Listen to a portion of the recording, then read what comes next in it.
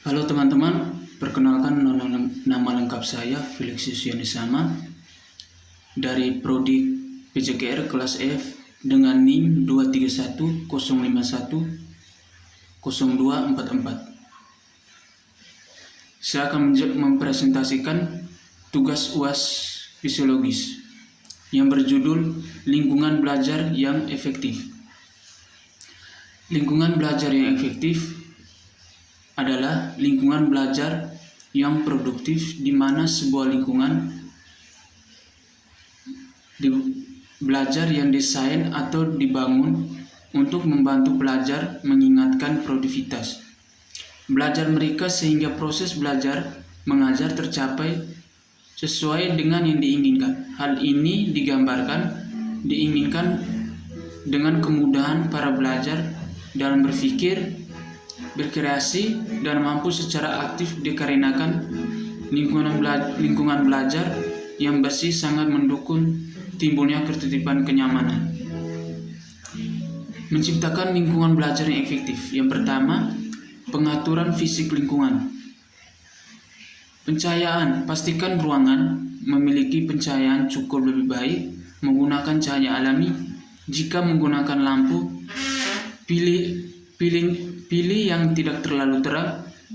Suhu, jaga suhu ruangan agar tetap nyaman, tidak panas atau dingin.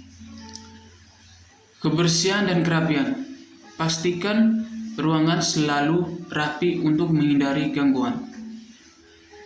Peralatan belajar, sediakan peralatan belajar yang dalam kondisi baik seperti meja, kursi yang nyaman, buku tulis, dan komputer jika diperlukan. 2. Suasana dan lingkungan fisiologis. Meminimalkan gangguan, jauhkan diri dari gangguan gadget dan kebisingan, gunakan handphone atau telinga jika perlu.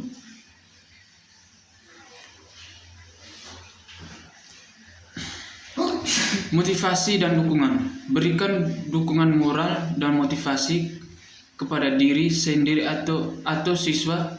Buat lingkungan yang positif dan penuh. 3. Metode dan strategi belajar. Jadwal belajar. Buat jadwal belajar yang teratur dan patuhi dengan disiplin. Alokasikan waktu untuk setiap subjek atau topik. Tujuan belajar. Tetapkan tujuan belajar yang jelas dan spesifik. Tujuan ini bisa jangka pendek maupun jangka panjang. Teknik belajar aktif. Gunakan teknik belajar aktif seperti diskusi, kelompok, presentasi. 4. Teknologi dan sumber belajar digital. Manfaatkan teknologi dengan menggunakan aplikasi belajar, video, tutorial, dan sumber belajar online. 5.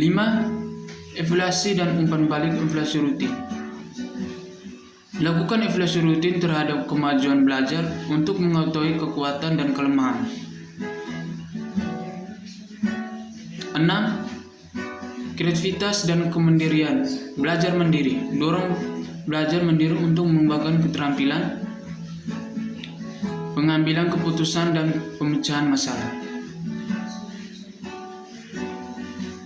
Memahami perilaku siswa. Mengetahui cara mengenali dan merespon dengan tepat adalah salah satu keterampilan terpenting yang dapat dikembang seorang guru. Penting untuk memiliki pengalaman yang kuat tentang berbagai jenis perilaku siswa, serta agar penyebab perilaku tersebut dapat mengolahnya secara efektif. Memahami dan mengatasi agar penyebab perilaku siswa sangat penting untuk keberhasilan. Menetapkan harapan dan aturan yang jelas. Penting bagi guru untuk menetapkan harapan yang sesuai dengan usia dan masa, serta dapat dicapai. Penting juga bagi guru untuk memastikan bahwa segala konsekuensi atau pelanggaran peraturan diterapkan secara adil dan konsisten. Penerapan aturan yang konsisten membantu membangun lingkungan yang didasarkan pada kepercayaan dan rasa hormat. Strategi penguatan positif. Strategi penguatan positif adalah komponen kunci dalam mengolah perilaku siswa di kelas.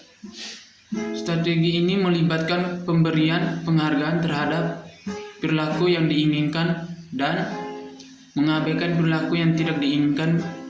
Pujian verbal seringkali merupakan bentuk penguatan positif yang paling efektif. Hal ini dapat mencangkup kata-kata seperti pengerjaan bagus atau selesai dengan baik. Ketika siswa telah menyelesaikan tugas atau berperilaku pantas. Teknik pengolahan kelas yang efektif. Teknik manajemen kelas yang umum mencangkup